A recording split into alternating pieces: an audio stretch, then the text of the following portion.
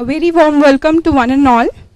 Continuing with this wonderful lecture series by Swami Sarvapriyanandji, today we have a talk titled A Purposeful Living with Vedanta. I would like to begin it with one of Swami Vivekananda's quotation on Vedanta. He says, "Teach yourselves, teach everyone his real nature. Call upon the sleeping soul and see how it awakes. Power will come, glory will come, goodness will come. Purity will come, and everything that is excellent will come when the sleeping soul is roused to self-conscious activity." Sources say that Vedanta is not restricted or confined to one book, and there is no sole source for Vedantic philosophy, but much of it can be derived from Bhagavad Gita, the Upanishads, and the Brahma Sutras. I would like to quote here Wikipedia story of Vedanta. It says, there's a story in Mundaka Upanishad that runs like this. Once in a tree, there were two birds, one at the upper branch, serene, majestic and divine, and the other at a lower branch, restlessly pecking fruits, sometimes sweet, sometimes bitter. Every time when the restless bird ate a bitter fruit, it looked at the upper bird and climbed a branch up. This occurred a number of times, and eventually the bird reached the topmost branch. There it was, not able to differentiate itself from the divine bird, and then it learned that there was only one bird in the tree, the upper bird, which is described as divine, the real form of the other restless bird. This is the thought of Vedanta. The fruits in the story are karma. The restless bird denotes a human soul, and the majestic bird denotes the absolute. So let's now listen to Revered Swamiji's thoughts on Vedanta. I'm sure it will help us all to find a purposeful life for ourselves. A very good evening to all of you. Am I audible to everybody at the back also? Yeah? Very good. So here we are, and we have a very serious subject which we are going to discuss this evening. Purpose of life and how Vedanta helps us, what it tells us and how it helps us. I'd like to begin with what we want in life. And there is a traditional structure in Hindu thought which maps what human beings could possibly want in life. First thing we want is pleasure, sense pleasure. You want to eat good things, you want to listen to good music, you want to see good things, films, all sorts of sensory pleasures, all kinds of pleasures. They are all categorized under one term called kama. Kama means desire, also means sensory pleasures, all kinds of sensory pleasures. There's a pleasure you get out of eating a laddu, to the most refined kind of pleasure you get out of listening to classical music, the pleasure you get in artistic creativity, the most refined kind of pleasure to the grossest kinds of pleasure, all of them are put under kama, that is pleasure. And this is what children seek, they want to have a good time. And you ask students, maybe not IIT students, but other than IIT students, you will find kids partying, and you ask them, what are you doing? We are having fun, we are hanging out, we are having fun. So that's basically pleasure, they're seeking pleasure, having a good time, that is pleasure. And that is one of the goals of life. See, there is no should here.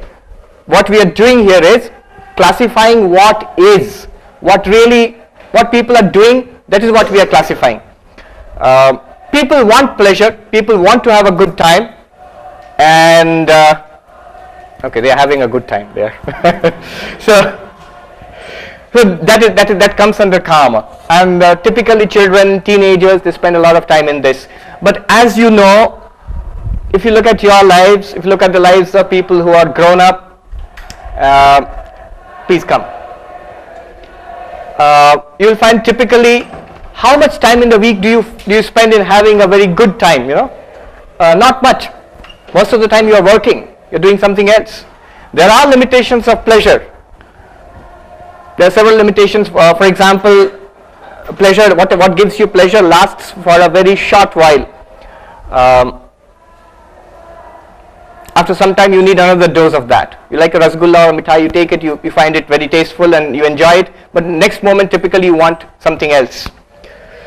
In fact, the novelist Somerset Maugham, he said something very interesting. He said, if you continuously chase pleasure, if you single-mindedly chase pleasure, very soon you find nothing pleasing anymore. And that's, I don't know how profound an observation that is, but that's true. That's really true.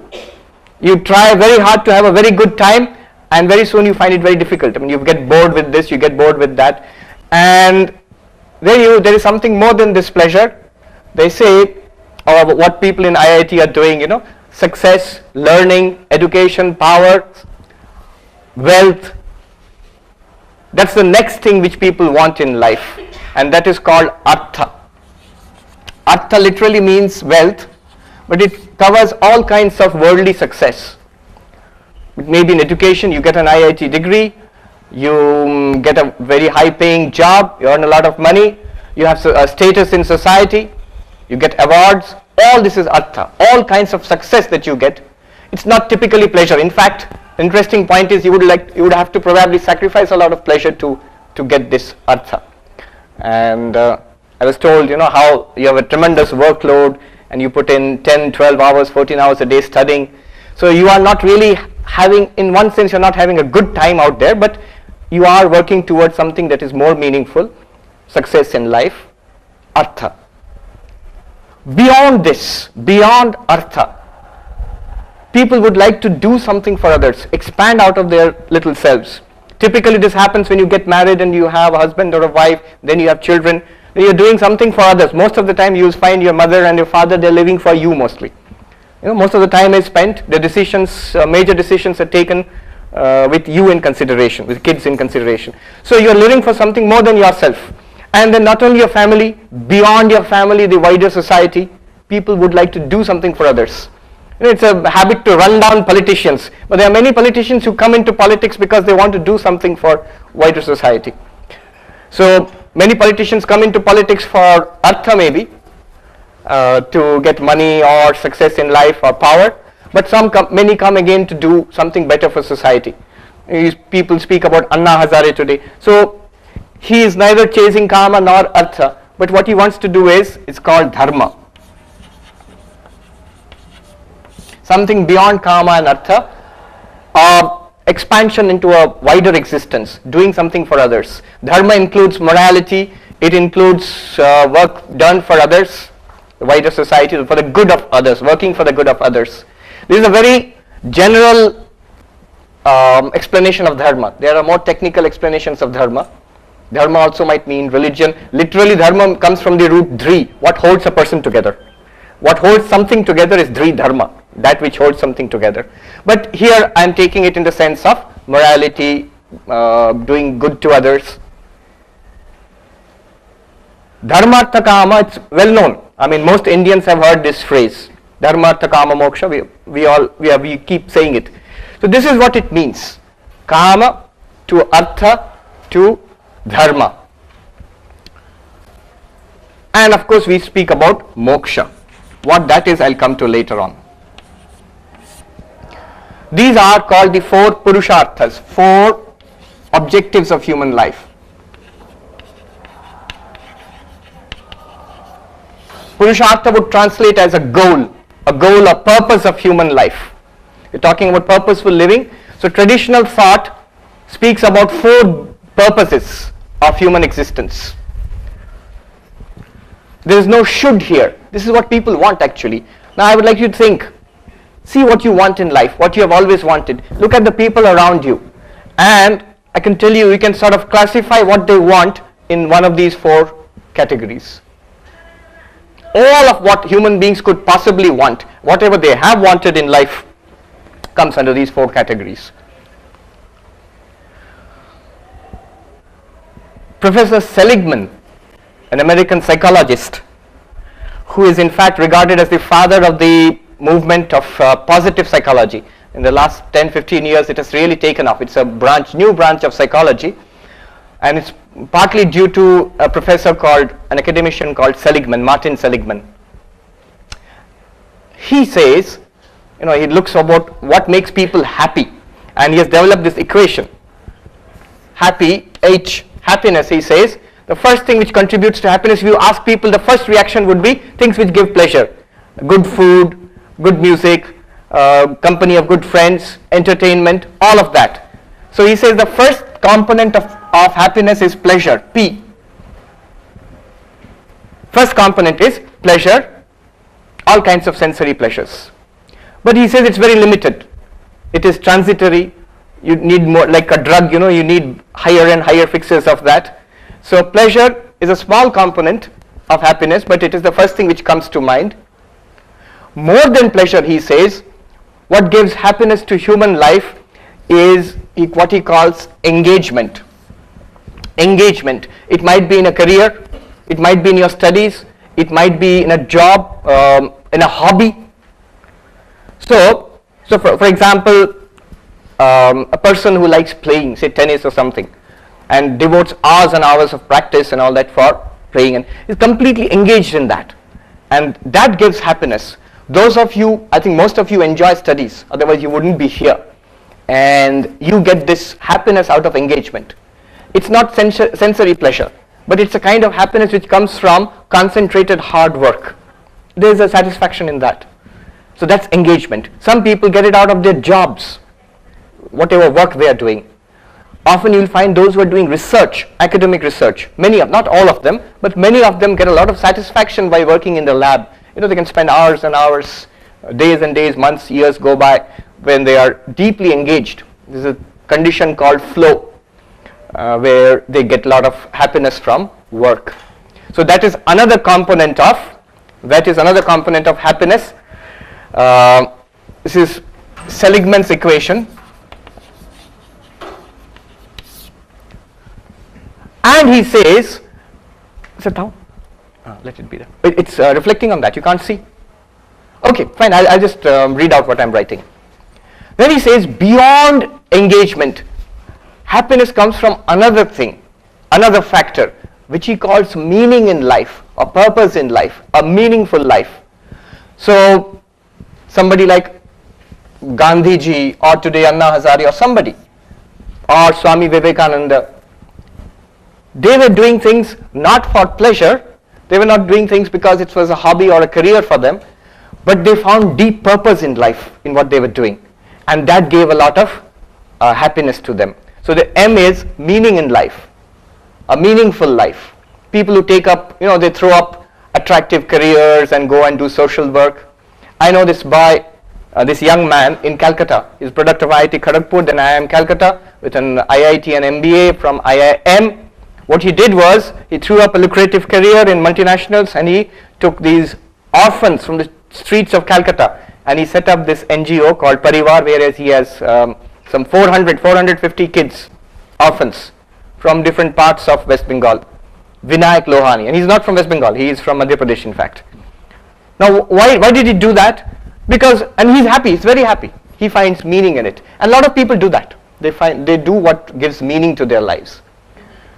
And this is Seligman's equation, and with a lot of statistical surveys, he has shown how this pleasure component is a very small part of happiness.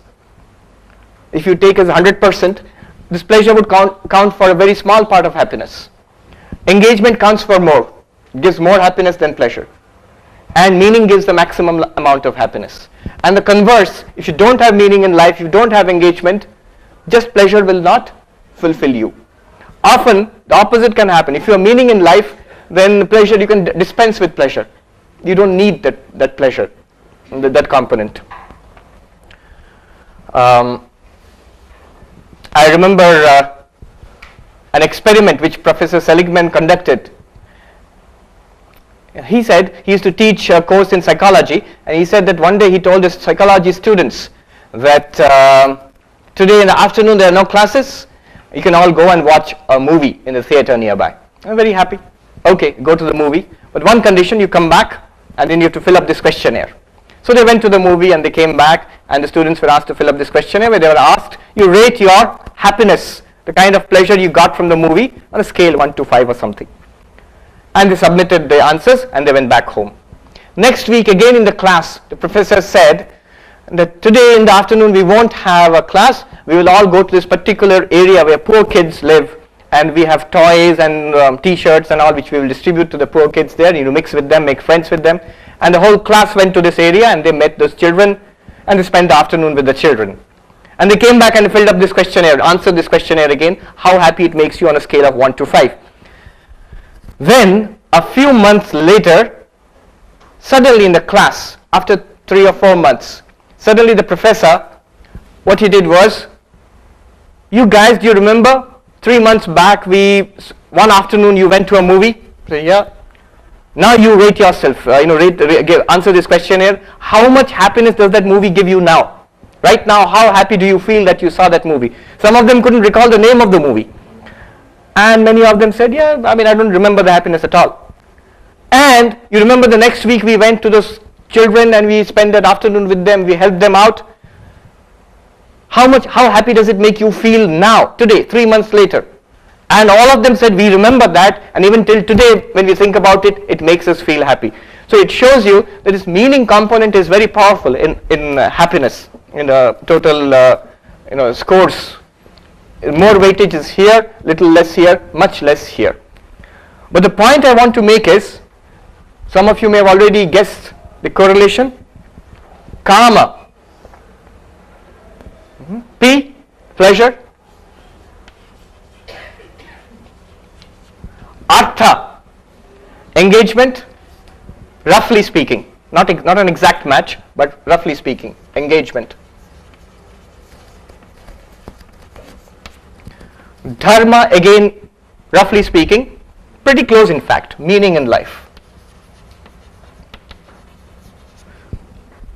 I don't know if anybody else has made this correlation, but when I heard a talk, there are these talks, TED talks, TED talks. So Seligman has a talk there, and you should see it. Very interesting. He's a very good speaker, very humorous. I can't resist telling you how he began that talk, though it is little off the subject. But anyway, when he started the talk, it was about positive psychology, and he said, he started the joke. He said, I was interviewed by CNN about psychology. They asked me, Professor Seligman, please tell us what is the status of psychology today? And because this is CNN, you get only one word, soundbite. So he said, all right, what is the state of psychology today? Good. Then the interviewer said, no, cut. Explain a little more. Yeah. I'll ask you again, you explain. You just dilate a little more on the subject. All right, how many words? 2 words. Ready? Professor Seligman, what is the status of psychology today? Not good. The interview was taken aback. What? Good? Next, not good? No, it's not clear. You have to explain a little more. Okay, how much? 3 words. Professor Seligman, what is the state of psychology today? Not good enough. And that was the subject of the talk. How psychology is good, how it is not good, and how it can be better. So that's how he began the talk. I'm sure you can look it up in TED website, Seligman. But my point is, ancient Indian thought and what modern psychology is coming to, you can see a convergence. You can very clearly see the convergence. All of this is for happiness. Kama is because it makes me happy. Artha, wealth, it is for happiness, for my happiness. Even dharma, I say it is for you. I am doing this work for you. I am doing it for the underprivileged people. I am doing it for people who are suffering. But ultimately it makes me happy. I am satisfied with it. It is because I do it for my satisfaction. So all this is for happiness. And here Seligman says happiness has these components. Now Vedanta, the philosophy of Vedanta, which as she said is based upon the Upanishads, which form part of the Vedas, the core text of Hinduism. Vedanta says all the happiness that you get from these components, it is not enough. It is transitory. At the end of all this, you are still left with existential questions. You are still left seeking for more happiness, for permanent happiness. Even with all of this, people still feel unfulfilled. Is there anything that will really give you permanent happiness? Is it possible?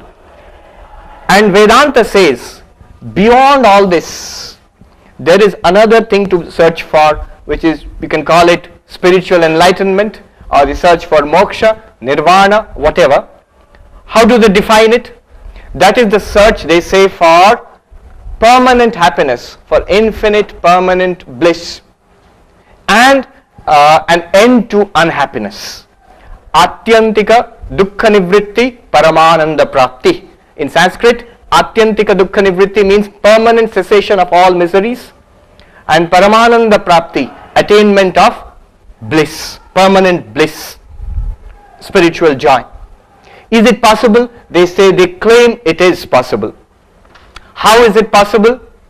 To cut a long argument short, Vedanta claims this moksha, attainment of permanent happiness and overcoming misery, is possible through self-knowledge.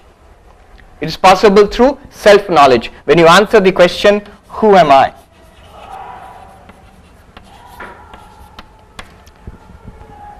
If you say, I know who I am Mr. So-and-so, Miss So-and-so, he says that is wrong knowledge.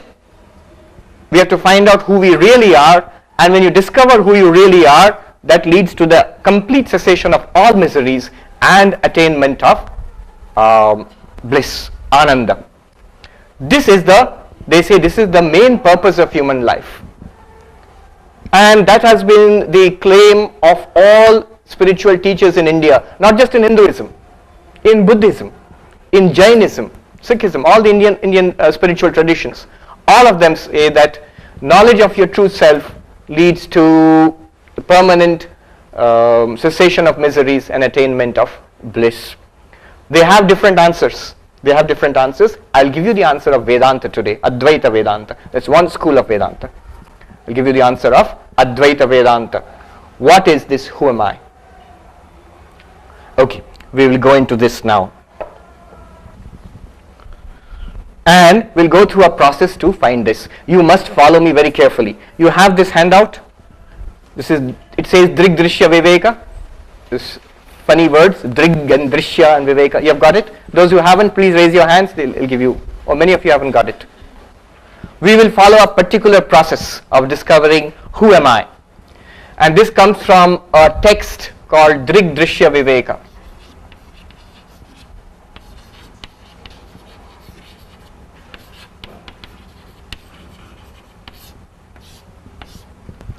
Drig means the witness, seer, the one who sees, the one who knows, the subject, the I. Drig means the seer, the one who sees. Seer not in the sense of a sage, but in the sense of a person who sees, the witness. Drishya means what is seen. Seer or knower. And this is what is known. Viveka means separation, discrimination. Viveka means separation or discrimination. Discrimination.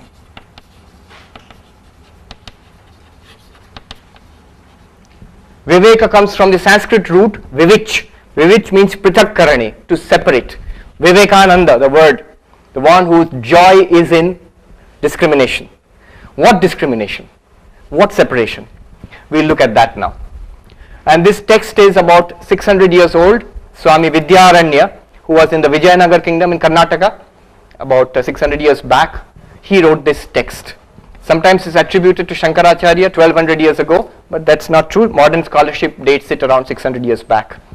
And this is the first shloka, the first verse of a very small book, Drigdishya Viveka, which has 40 verses, 38 verses in fact. And this is the first one. And this is the key verse, most important verse.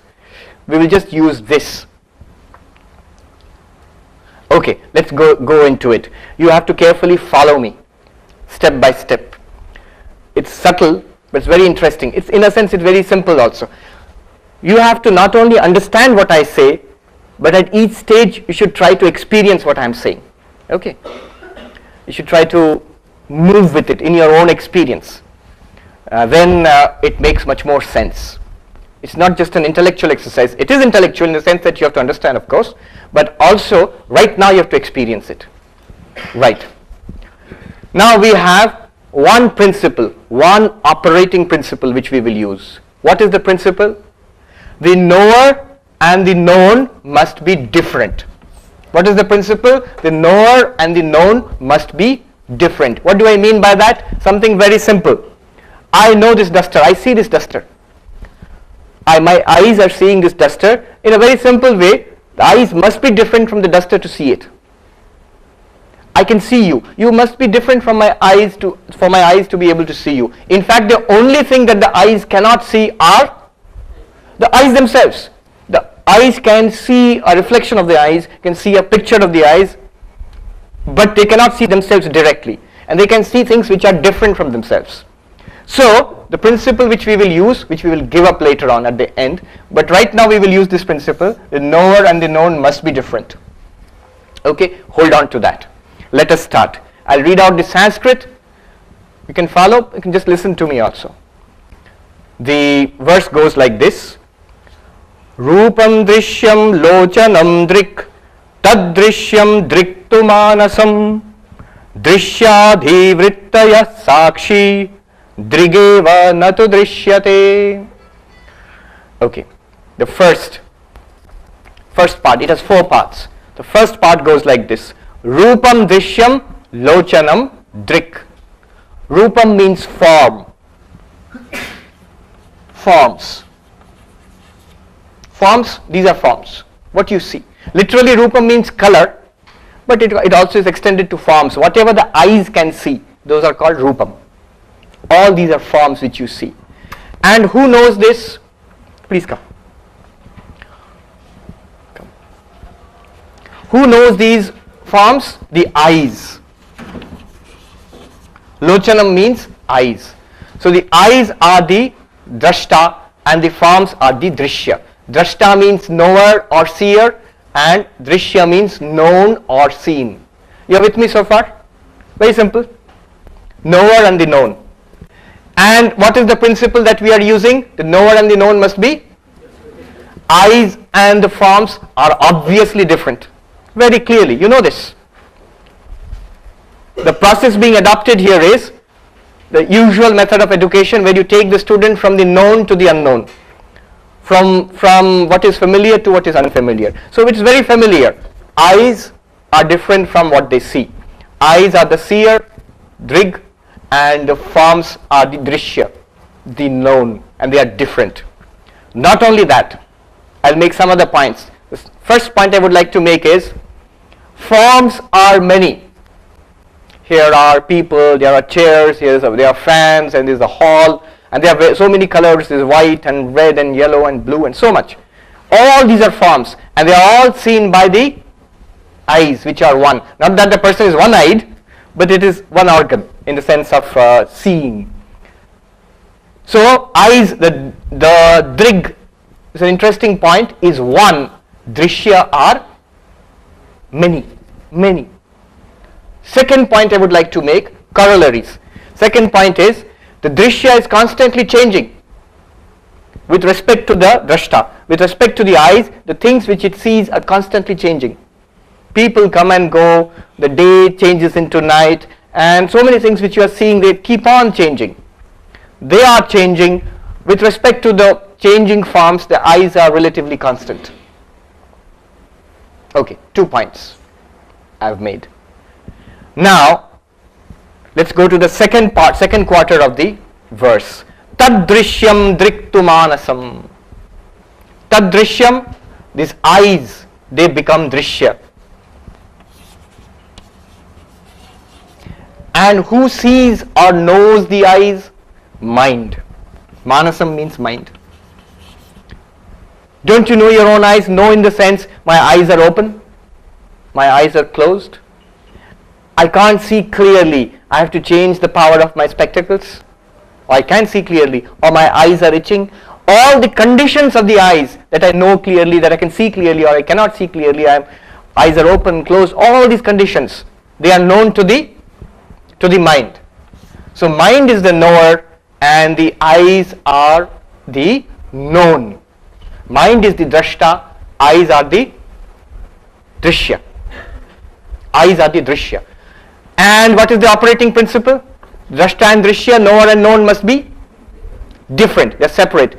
And obviously the mind is separate from my eyes. Remember, by the eyes I can extend it to the ears and to the nose and to the tongue and to the skin, to all the 5 sense organs. The same principle holds. The mind can know the sense organs. So the mind becomes the drig, the knower, the drashta, and the sense organs, the eyes and so on, they become the drishya, the known, the seen. And the same two corollaries, the different conditions of the eyes, or the different, first of all, the different sense organs, eyes, ears, tongue, nose, skin, all of them are known by the same mind. First corollary. Second corollary, they are changing. Condition of the eyes is changing, ears, skin, various sensations are coming, they are all changing. They are all known by the same mind. The two corollaries again hold. Now let us go further back. We are becoming more subtle. And you must move not only in understanding but also in experience. You must feel it. Now we are coming to something really subtle. The third quarter, Drishya Dhivrittaya Sakshi. It says the mind, Dhivritta means modifications of the mind. Dhivritti means modifications of the mind. Thoughts in your mind, emotions, feelings, knowledge, all of this is in the mind. And all of these, follow me carefully here, all of these are known to you. I am happy, I know that I am happy. I am sad, I know I am sad. I understand what this guy is talking about. I know I understand.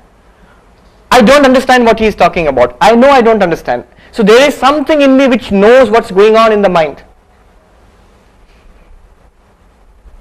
There is something in us which watches our mind. Because everything in the mind is known. Don't ask who knows the mind, but just acknowledge this fact, whatever is happening in your mind is known. Not to us maybe, but to you. It is known to you. Your happiness, your misery, your knowledge, your ignorance, your ideas, your memories, your feelings, all of them are very much known to you. And the principle is, there is a witness of the mind called the Sakshi. Sakshi means witness. It literally means witness. What it is, the verse is silent on that. But there is a witness to the mind. It's called Sakshi. Sakshi, as you know, in Hindi, in Sanskrit, it means the witness. Literally, it means the witness. So there is something which knows the various thoughts of the mind, and our principle is knower and known must be different. Seer and the seen must be different. Drashta and drishya must be different. Drashta and drig are the same. Drig and drishya must be different. So this Sakshi must be different from the mind. Whatever the Sakshi is, the knower of the mind must be different from the mind. There is a story about this. It's already, we are at a very deep level here. There is a story about this. One person who was very miserable, Sethji, dukhi the. I'll just tell you in Hindi and translate back into English, because I heard it in Uttarakhand in the Himalayas. Very profound story and very funny also. So there's this, I'll tell you in Hindi first. So Sethji the, बहुत दुखी थे, वो एक महात्मा जी के पास गए हिमालय में. क्या हुआ? महात्मा जी हम बहुत दुखी हैं.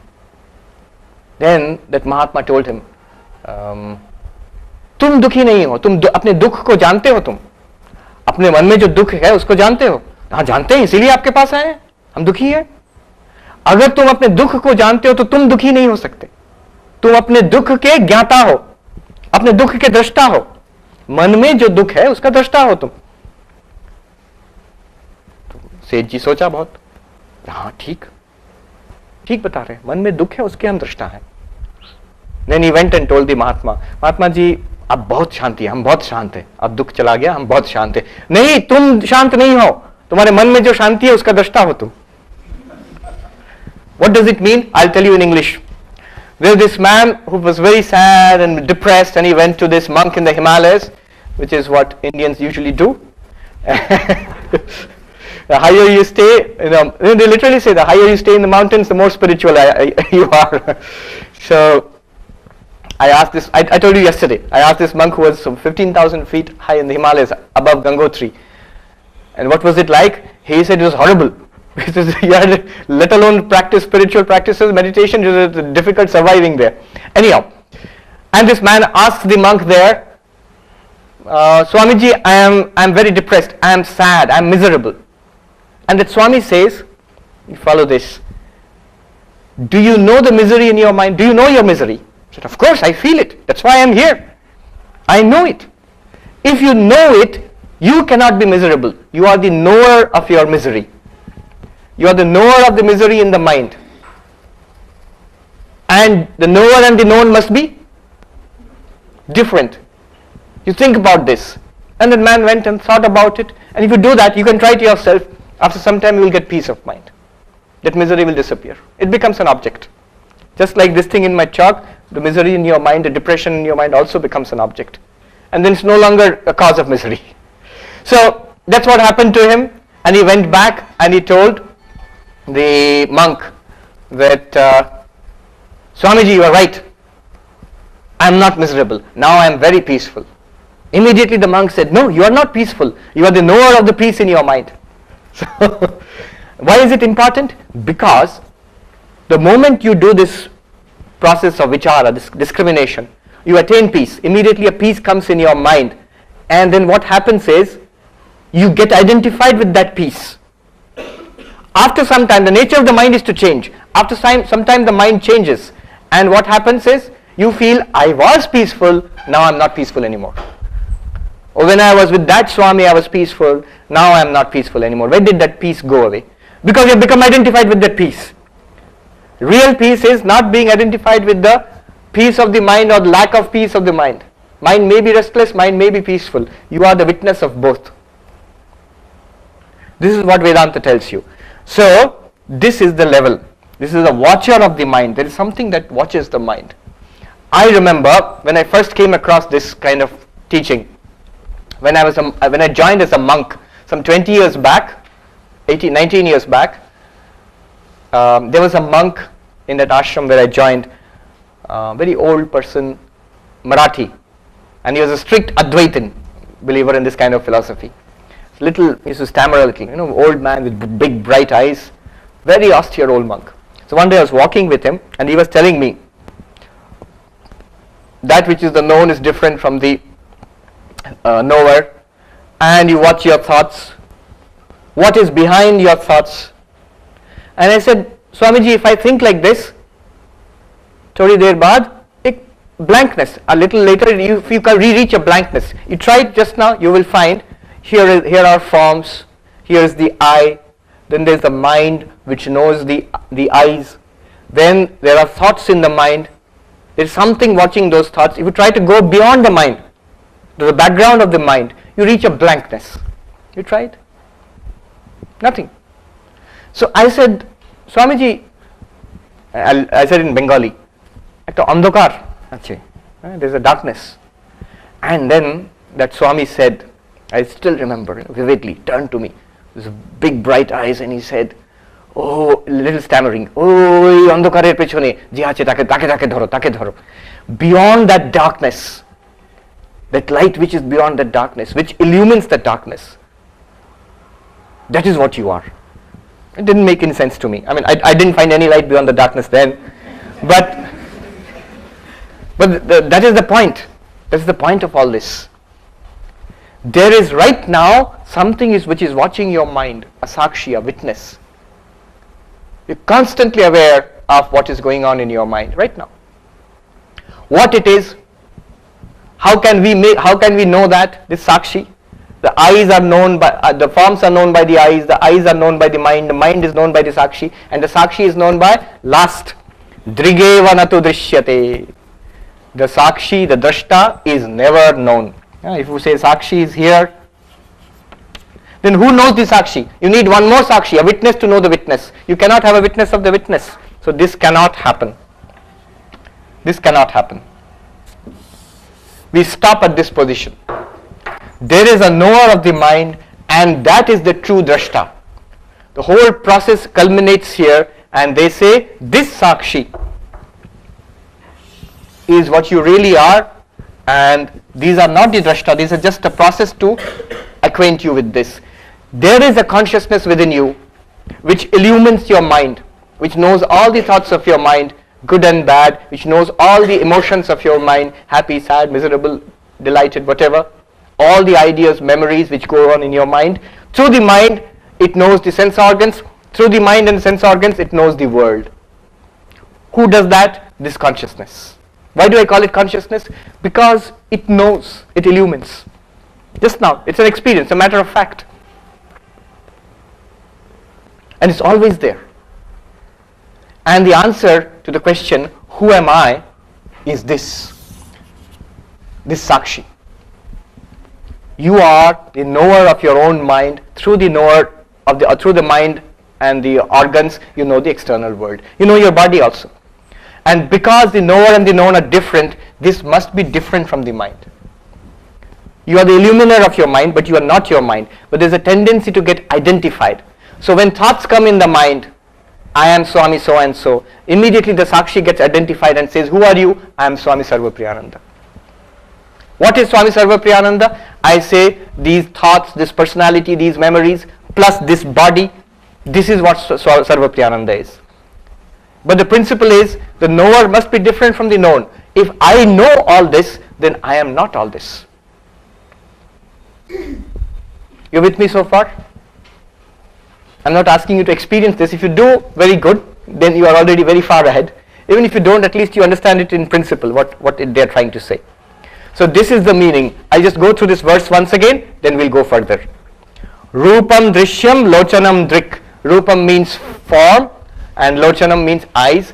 Eyes are the drashta, forms are the drishya. And they must be separate. They are separate, we know. Then tad drishyam driktu manasam. The eyes or the sense organs, they become the known objects and the mind becomes the knower. And they are separate, we know that. And then drishyadhivrittaya, the modifications of the mind, the thoughts, emotions, feelings, ideas, memories of the mind, they are known. Somebody knows them, something knows it, and that is called the witness. And it must be separate from the mind, because the knower and the known are separate. And the Sakshi is never known. Sakshi is always unknown. Unknown in the sense that Swami Vivekananda says in one place, the Atman, your true nature, cannot be known as an object.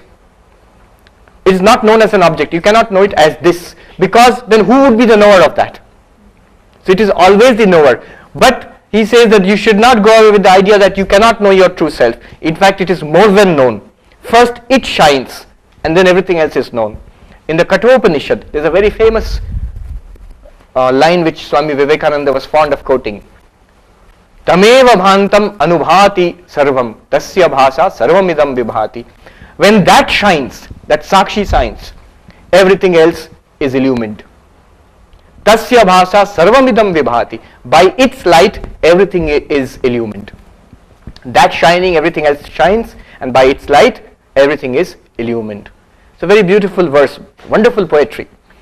Na tatra suryo bhati, na chandra tarakam, nema vidyuto bhanti kutoyam agni, tameva bhantam anubhati sarvam, tasya bhasa sarvamidam vibhati. There, in the highest spiritual state, in the Sakshi, the sun cannot illumine this. Na tatra suryo bhati, na chandra tarakam, nor the moon, nor the stars. Not even lightning can illumine this. What to speak of this mere fire? But tameva bhantam anubhati sarvam, that shining, everything else shines, and by its light tasya bhasa sarvamidam vibhati, by its light everything is illumined. That is the Atman. That is the real nature of our real nature, what we are looking for, the true answer to who am I. It's first stage. This is just the first stage. We have just begun. Not yet Advaita. Okay. With me so far? Yeah? No, I've lost people. No, but it's actually pretty simple. Pretty simple. Now we go further.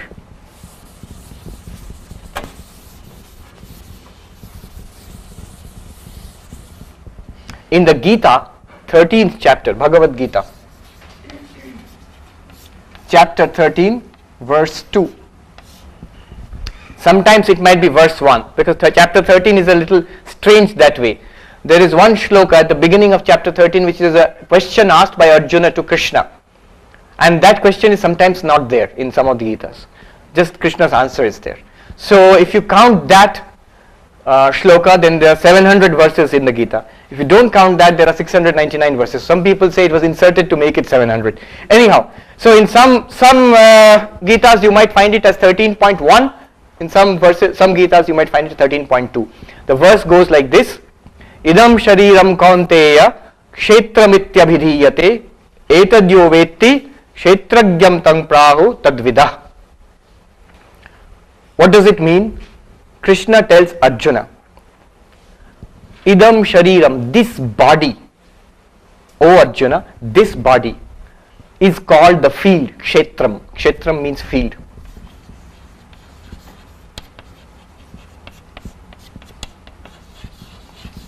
And the one who knows this body from inside, one who knows this body is called the knower of the field, kshetrajna. Knower of the field.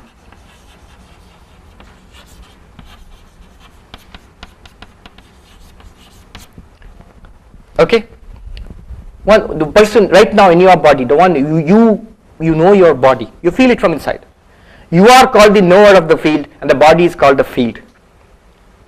Now, after having read that shloka from Drigdrishya Viveka, can you tell me the first principle is the knower and the known must be different? Correct.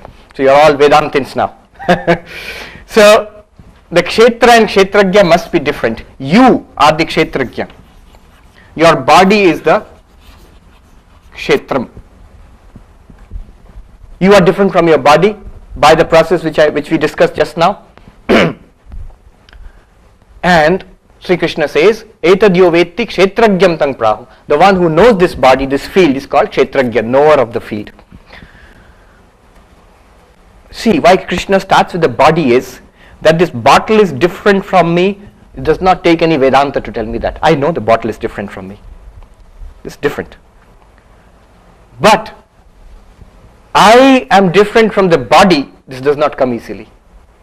We sometimes say my body, and sometimes somebody asks you, what's your weight? And you say, I am 60 kilos or 80 kilos or 100 kilos.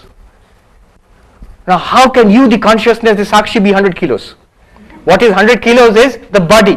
So sometimes we act as if we are different from the body, we inhabit this body. Sometimes we say as if we are the body. So we do not actually easily distinguish between body and yourself. That's why Sri Krishna starts with the body. What you know must be different from you. I know the bottle, I see the bottle, I am different from the bottle, it's clear. But I know the body and I should be different from the body, I should be convinced about it, but I am not. I do behave in a way, I speak about my body as if it is I, and I behave in a way, you pinch me, and I say, oh, it hurts. I don't say, I am the knower of the pain. But you know, it can be done. There was a disciple of Sri Ramakrishna, Swami Turiyanandaji, we saw it. I have seen myself in the lives of different monks. I'll tell you how they apply this. There was a disciple of Sri Ramakrishna, Swami Turiyanandaji. He was in Kashi when he was in his old age. And he had an operation to be performed on his finger, and it was very painful. And doctor said, I'm going to lance your wound there. Swamiji, we need to put anesthesia. And Swami Turiyanandaji, who was a great Jnani, he said, you don't need to do that, you operate. So, are you sure it's going to hurt? Hurt like Hell. So it's going to hurt. So you go ahead. And the doctor actually performed that operation without any anesthesia, and there are so many witnesses. This is recorded. And the Swami sat straight and with a smile, and he was absolutely relaxed.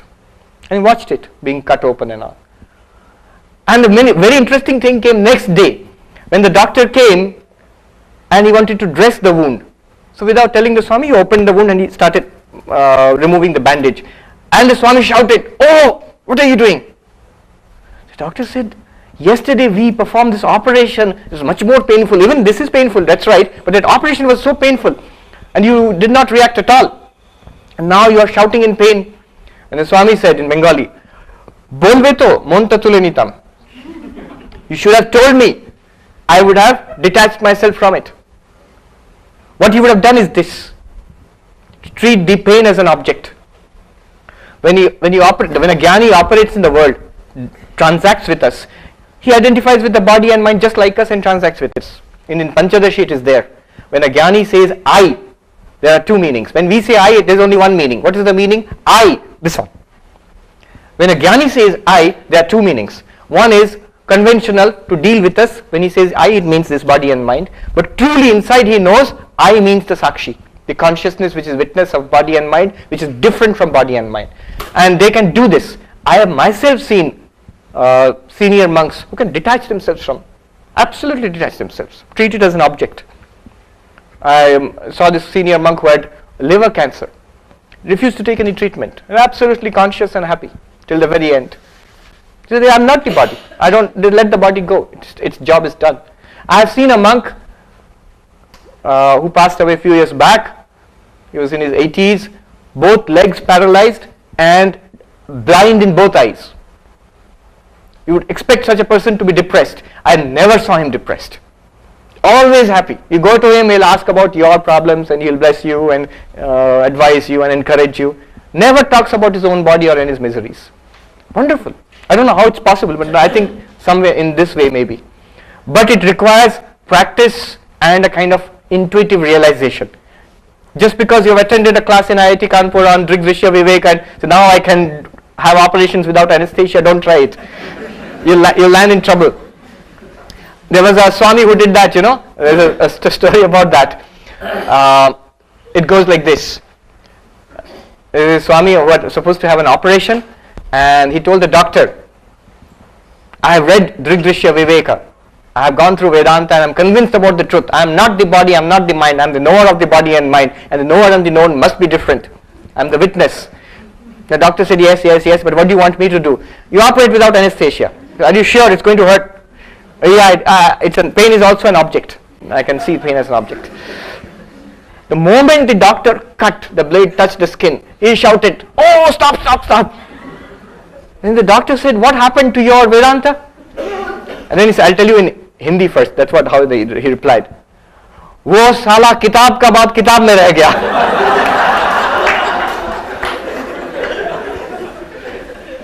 It means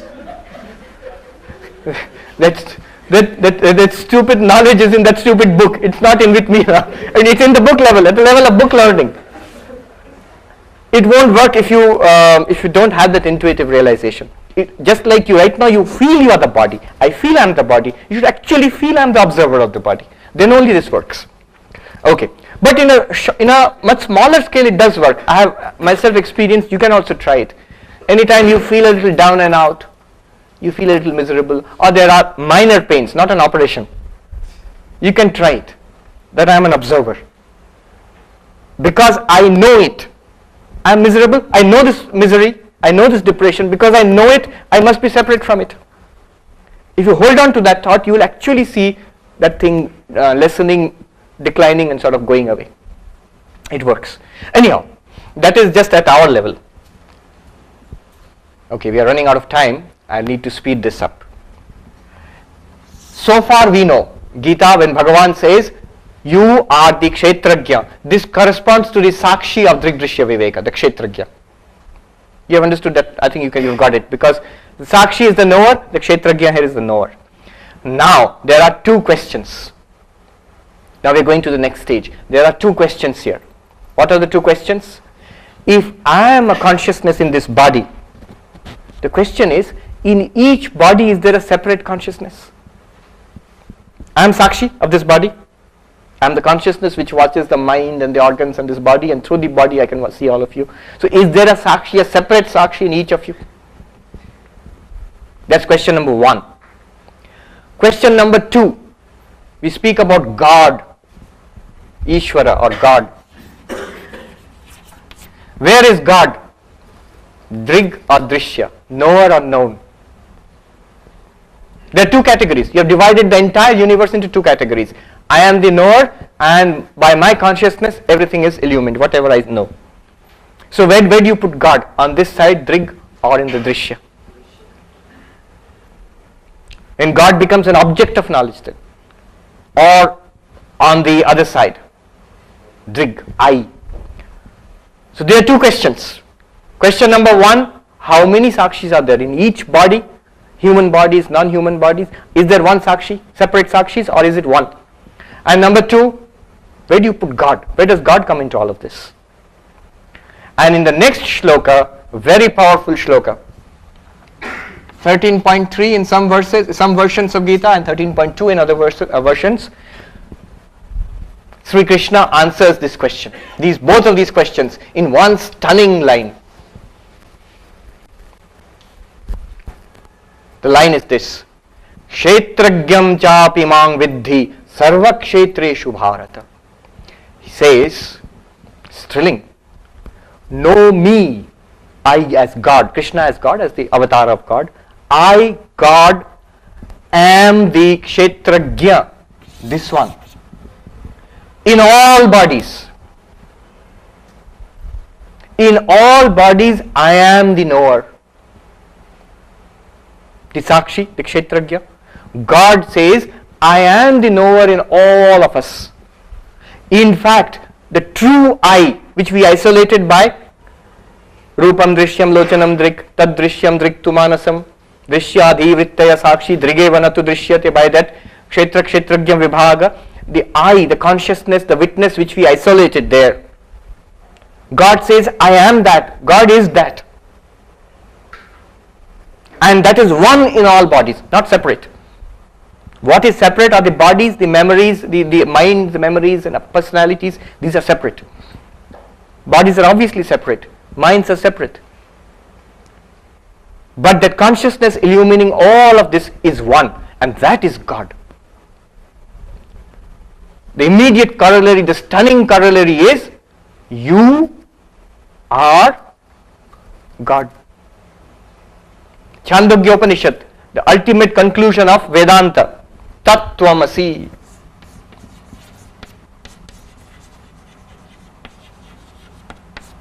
This is from Chandogya Upanishad, chapter 6. Very famous. What does it mean? That. Tat means that. Tvam means you or thou. Asi, art. Tat, that. That means God. Thou means the individual, you, the individual.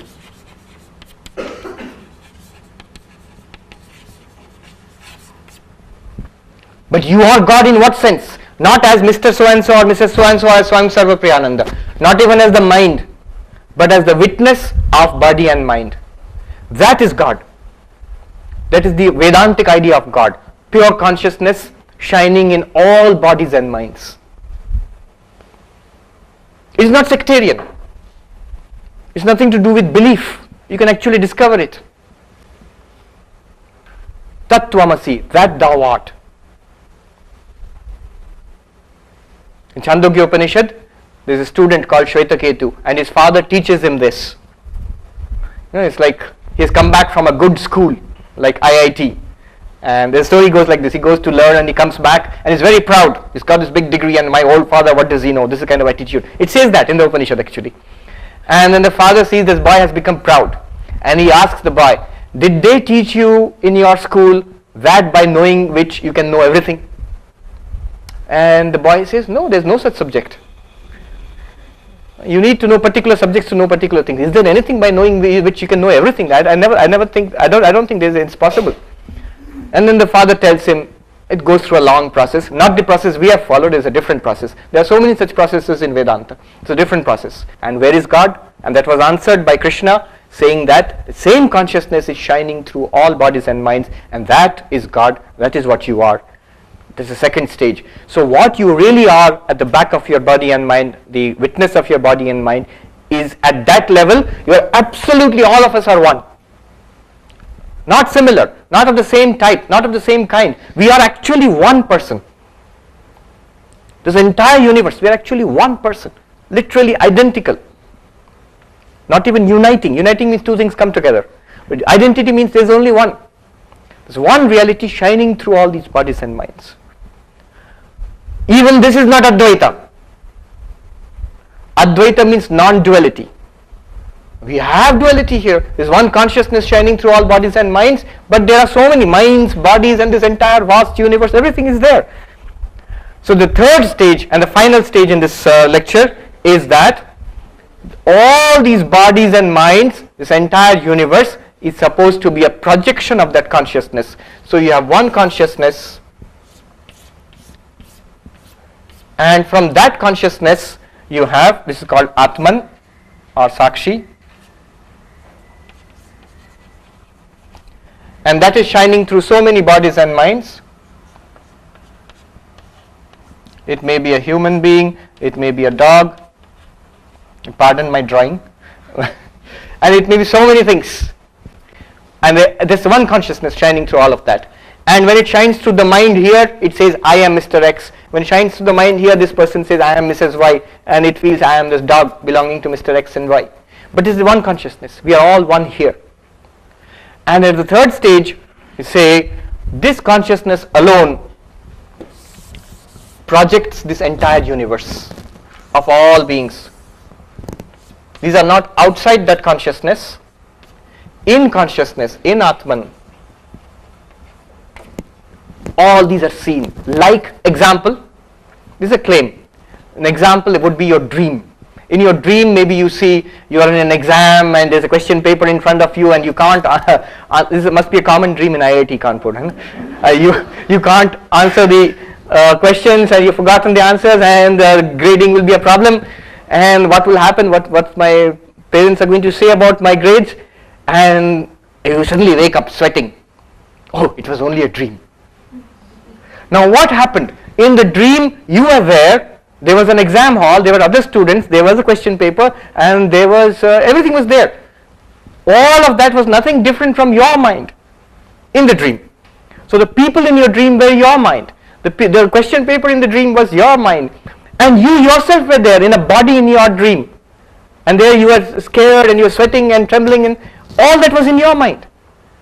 All that was nothing other than mind. And if you actually investigated in the dream, if somebody came and told you, don't be afraid, you are dreaming. All this is your mind only.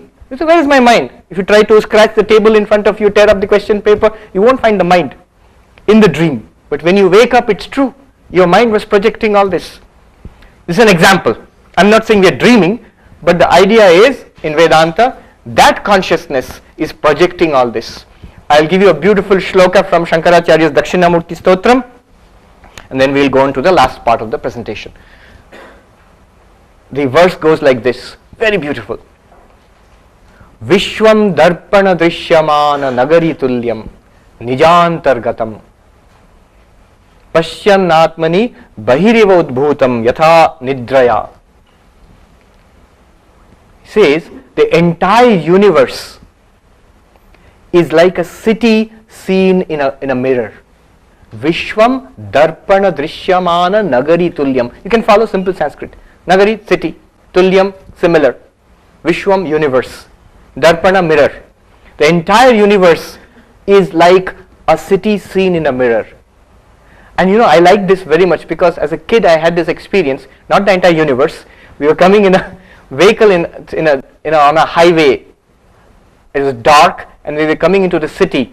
And as a kid, I still remember, it struck me so much. In the mirror in the car, we could actually see the lights of the city. The whole city you could see shining, the lights in the mirror of the car. Because it was dark and we were on the highway. You can see the whole city in a mirror.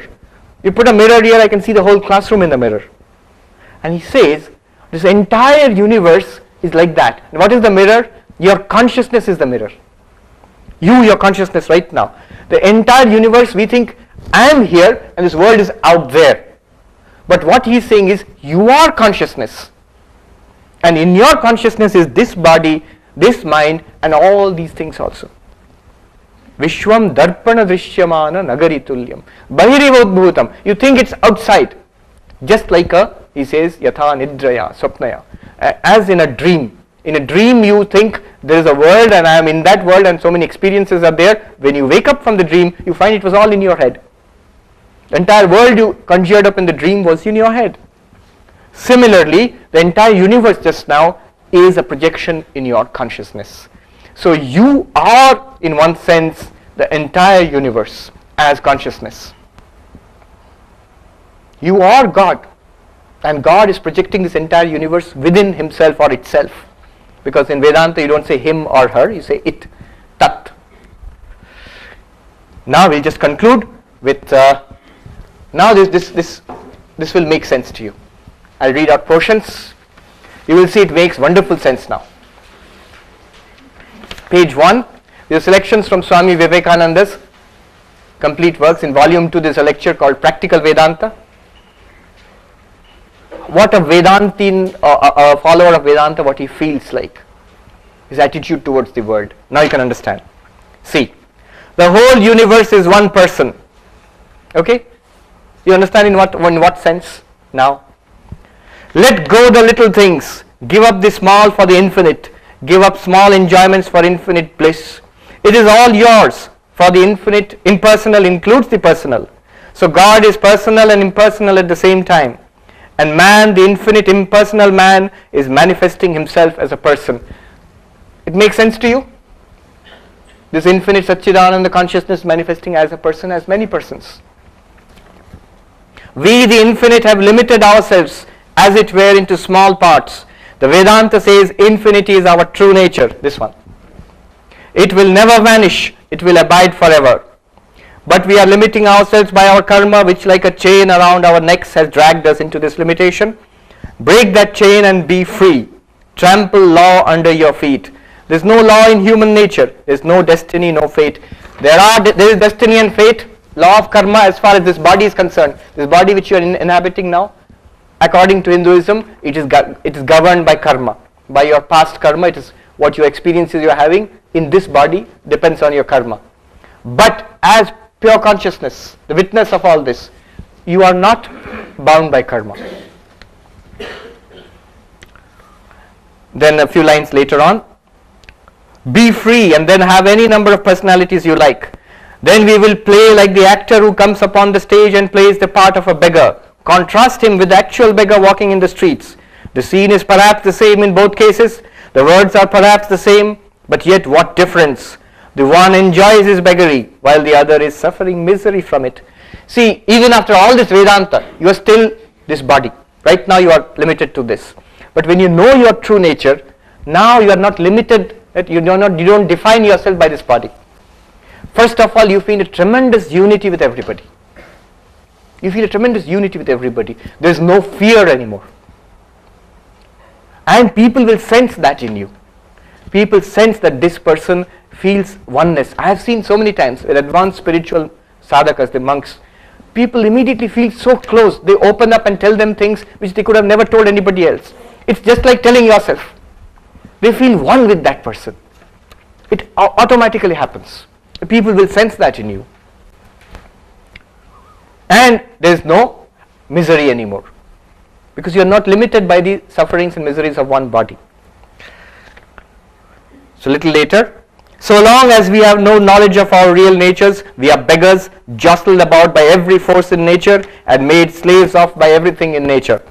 We cry all over the world for help, but help never comes to us. We cry to imaginary beings and yet it never comes. Okay, little later. Why should you hope? At the bottom of the page, you have everything. Nay, very important, you are everything. You understand in what sense you are everything? In this sense alone. What are you hoping for? If a king goes mad and runs about trying to find the king of his country, he will never find him, Because he is the king himself. He may go through every village and city in his own country, seeking in every house, weeping and wailing, but he will never find him, because he is the king himself. It is better that we know we are God and give up this fool's search after him. And knowing that we are God, we become happy and contented. Give up all these mad pursuits, and then, it does not mean that you give up all these mad pursuits so you put on Gerua and become Swami so and so. Not necessary. You play your part in the universe. You're a student, you are a student. And there was a king, Janaka, well known in Indian mythology. So he was a realized person. He had got this realization, Advaita Jnana. And he remained as a king. He did his administration. He did all the work. But he was completely, it was in his enlightenment, in his true nature. This very world becomes heaven, which was formerly hell. To the eyes of the bound, it is a tremendous place of torment, but to the eyes of the free, it is quite otherwise. This one life is the universal life. Heavens and all those places are here. All the gods are here, so on and so forth. Little later. When we have become free, we need not go mad and throw up society and rush off to die in the forest or cave. We shall remain where we were. Only we shall understand the whole thing. The same phenomena will remain, but with a new meaning. We do not know the world yet. It is only through freedom that we see what it is and understand its nature. So this law or fate or destiny is only an infinitesimal part of our nature. It was only one side. On the other side there was freedom all the time. We did not know this, and that is why we have been trying to save ourselves from evil by hiding our faces in the ground like the hunted hare. Through delusion we have been trying to forget our nature, yet could not. It was always calling to us, and all our search after God or gods or external freedom was a search after our real nature. The reason why you are here today, the reason why you read spiritual books, you go to this Swami or that Swami, to this religion or that religion, you do good works, you do meditation, you try this and that, everything that you are trying to get happiness is actually you're chasing this, which is already within you. It's a call which is there permanently within us. Within ourselves is this eternal voice speaking of eternal freedom. Its music is eternally going on. Part of this music of the soul has become the earth, the law, this universe, but it was always ours and always will be. In one word, the ideal of Vedanta is to know man as he really is. What is he? This one. It's Atman, as consciousness.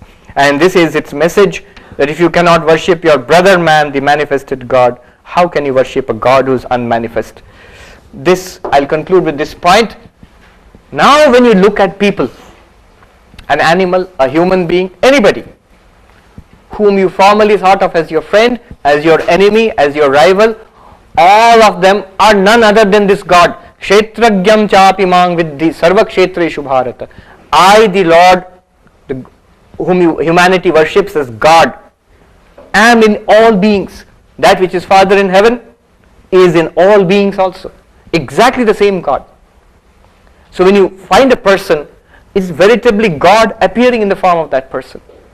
What is your attitude towards God? You worship. You don't have to worship a person with, you do arti to a person and put a mala. You don't do that. If a patient comes to you, a sick man, you worship with medicine and help. If an ignorant person he comes, you worship with education. Anybody else who comes, you worship with love, with affection, with respect. Because you see the spiritual reality behind each person. Summing up, I remember. I reached the end. I'll just sum up in 1 minute our whole journey. What we have done today. First, purpose of life. Traditional thought says what human beings want are 4 in number. Kama, pleasures. Artha, power, wealth, success in life. And dharma, morality, doing good to others, expanding beyond yourself. And moksha, spirituality, enlightenment. These are the 4 pursuits of human life. Just look at any human being in the world. These are the 4 pursuits. In some people, one is more than the other. Modern psychology, Seligman, he says happiness comes from pleasures, sense pleasures, very little of that.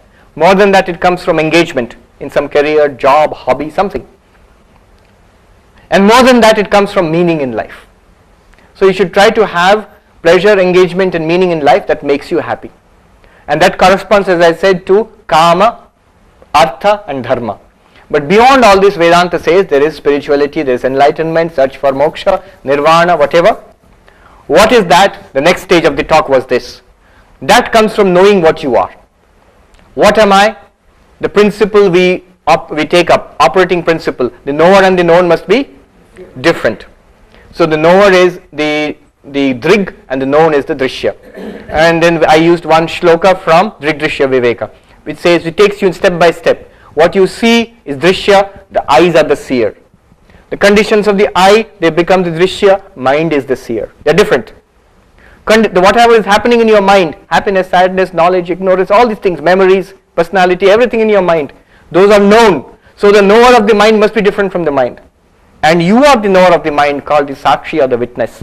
And that must be consciousness because it's of the nature of knowledge. All the time you are aware. It must be different from your mind. Because the knower and the known are different. Then you go to the next stage of the talk, where Krishna says, the one who knows this body is a kshetrajya, is the knower. If you know, then it must be different, body must be different from you.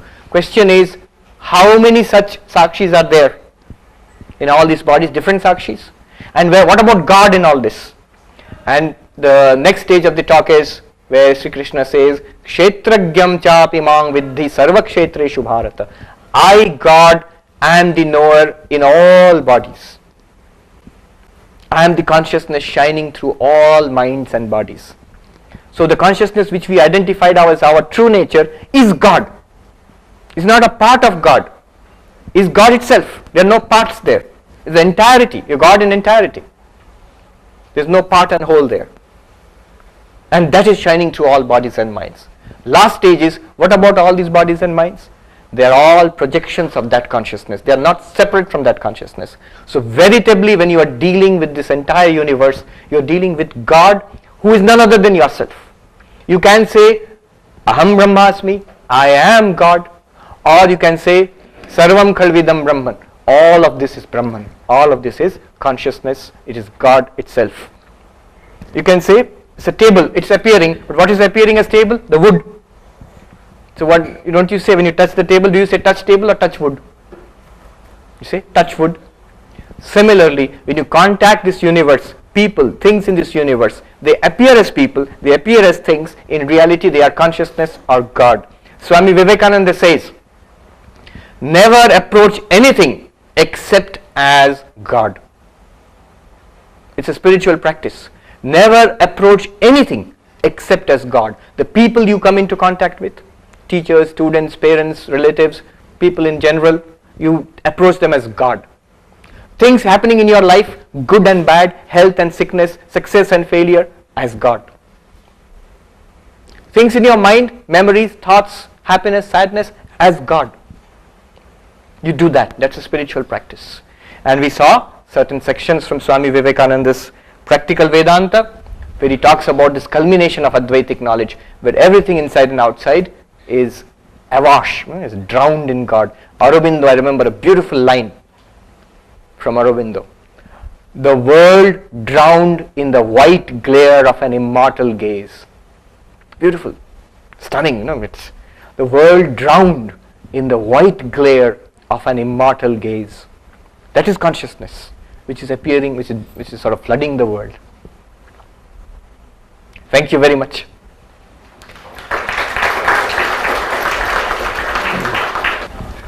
Why God created this confusion? God is enlightened, why I am not? Yes. The answer given by Vedanta is, put all your efforts into coming out of this ignorance. If you ask why ignorance, there's no answer to that. You see, the ultimate truth here is God alone exists. God is appearing as all this. These are appearances. So God alone exists. Now, if you say that does not satisfy me, why all this is going on? Why am I in suffering? Why all this problem is there? The real answer will be it's not there. God alone is there. I mean, if you from the point of view of the Jivan Mukta, from the Jnani's point of view, if you ask a Jnani, is there any problem? He says, no, there's no problem. It's God shining forth in these ways. But we are not satisfied by that. We want an answer. So he said, okay, if you want an answer, it's like this. you are suffering like this, you are in this particular body and in ignorance, and all these experiences are happening to you. Why? Because of your karma. In past lives you did such and you get this result. Oh, why did that past life happen? Because of the karma of earlier lives. Why did that life happen? Because of the karma of earlier lives. And then the next question will be, nahi, first life kya hua? How did it begin? And they say there is no answer to that. Anadi, beginningless, an infinite series. This is not satisfying. I am not satisfied by this. It's like you are running in a jungle, a tiger is chasing you, and you climb up on a tree and you're shivering, the tiger is sitting below, and somebody comes wearing a geru and says, see my man, you say, Swamiji, why am I suffering? And you climb up on a tree because tiger will eat you. And that Swami says there, my man, you are not suffering, it's a dream. You wake up from the dream. There is no tiger, there is no tree, you are not in a forest, this is not even your body, the whole thing is imagined by you. You are on the tree, you are shivering, you can see the tiger sitting there. You say, what? Bakwas, this is nonsense. He is a tiger. Terrible, I am scared. And you are saying there is no tiger. Then that Swami tells you, okay, tough case. So, right. Then let me tell you, you are suffering like this because of your past karma. And this tiger has come as a result of your sins, and so on and so forth, gives you an explanation. You wait till morning, tiger will go away, then you climb down from the tree, and so on and so forth. Now all of that is a provisional explanation. It's not a real explanation. The real explanation is if nothing is there, you wake up. If you can't wake up, then some explanation is given. In Advaita Vedanta it says all these explanations of lives and human beings and the world and karma and all provisional. If you can't wake up, Swami Vivekananda says in one of his poems, wake up from this dream, let all dreams cease, let vision cease. Or if you cannot, then dream but better dreams, which are eternal love and service free. Very beautiful, he says, let all visions cease. Stop all this, wake up into reality. I can't. I can listen to classes, it sounds nice, but I can't. Then he says, then dream but better dreams. If you want to dream, then dream better dreams. Have a good life. Don't chase this karma and artha. You do all that, but you live a wider life in the knowledge that you are God. In that sense, it's appearing. For some reason, this is all appearing. You hold on to that and live a life like that. The answer is this. The final answer. I can give you lots of theories. Suppose you ask, what's the traditional answer? Why God created the universe? I'll give you the Hindu answer to that. Answer is very simple. God has created this universe not to make us suffer. He has created this universe for our benefit. How am I benefited? He said, because you have done lots of karmas in your past life and you need to get the result of those karmas. All the good work that you have done, you get. The law is, karma is of two types. Punya and Papa. Punya means merit, Papa means sin. So when you do something good, you get sukham or happiness, sukham. In Sanskrit, sukham. And when you do something bad, you get dukkham. And usually it's a mixture. And the idea is, every cause must have an effect. If you have done certain things, you must get the result. Na bhuktam kshiyate karma. There is a law that without experiencing the results, karma is not lost. So you must experience the results. To experience the results of so many lives, you need another body. You need a world in which you will get experiences, both good and bad, happy and sad. And that's why God has created. Cricket field. God is like the director of the institute. He has created the cricket field. Now children want to play there. So you are given bats and balls. Somebody is the batsman, somebody is the bowler, and you have these players. Go and play. That's one explanation. God has created this universe for our benefit, out of His grace. And slowly you work towards liberation or spiritual realization and moksha. Many people find that okay. Those of a devotional nature, the answer given to them is God has created this universe out of His Leela. This is a play of God. Bhakti.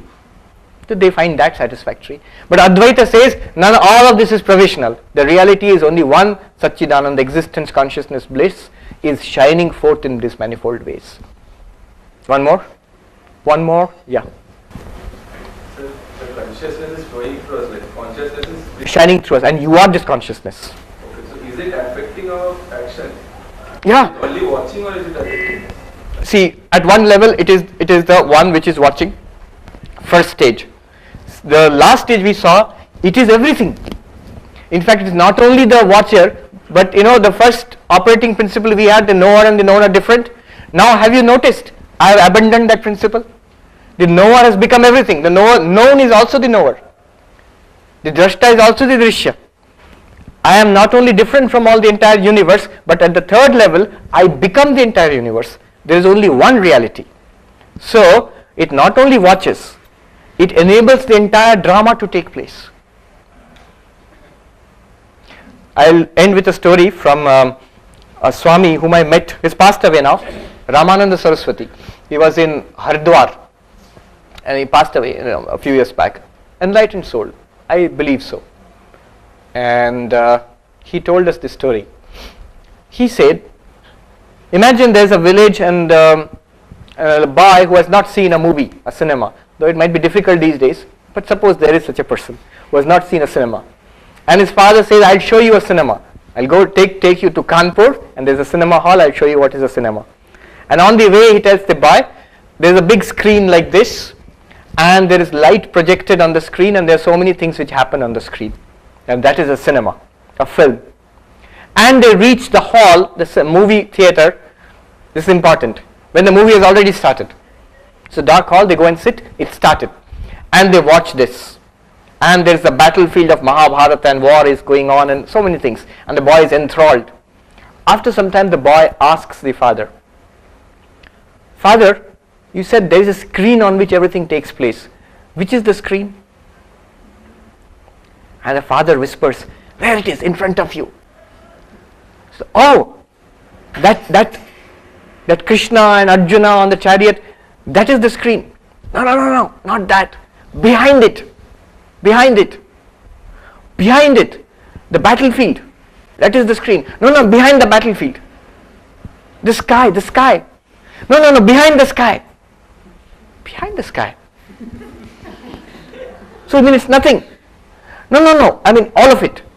Oh, you mean the screen is the battlefield and Krishna and Arjuna and all the arrows and the fight and the battleground and the sky all together is called the screen. No. Behind all of that, you remove all of that. So nothing, screen is nothing. Now how will the father explain? Because whatever he points to is very important and very profound. Whatever he points to, there's a picture. It is the screen, but there is a picture covering the screen. And the tendency of the boy is to mistake the picture for the screen because he does not recognize the screen. What will happen when the movie stops for the interval? The lights come on and the boy sees the screen and he said, oh, okay, this is the screen. I understand now. And then again the movie starts. Now the boy has no confusion. He knows on that screen everything is being projected. It is the background of all the experiences. It enables all the experiences. It gives substance to all the experiences.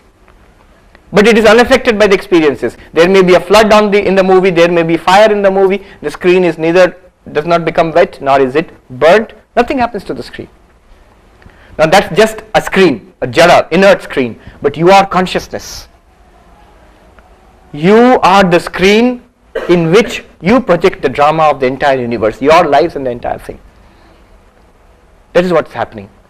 And the jnani, when he's in the midst of all this, when he sees this body and mind, when he sees you also, all of this he sees, and the happiness and sadness, all these experiences, in all of this he recognizes the screen. We don't. That's the difference.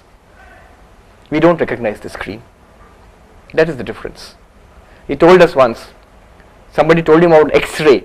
He says X-ray penetrates the skin, the clothes in the skin, and goes and it can show you the bones. And this old Swami was so happy. He said, Mahatma ki drishti aisi honi chahiye. He says, a jnani, a person of realization, should have this kind of a vision. Not an X-ray vision like Superman. It's like you understand the reality behind everything. You see what everybody else is seeing, but you have the knowledge of the background reality all the time. Thank you very much. We conclude here. Thank you.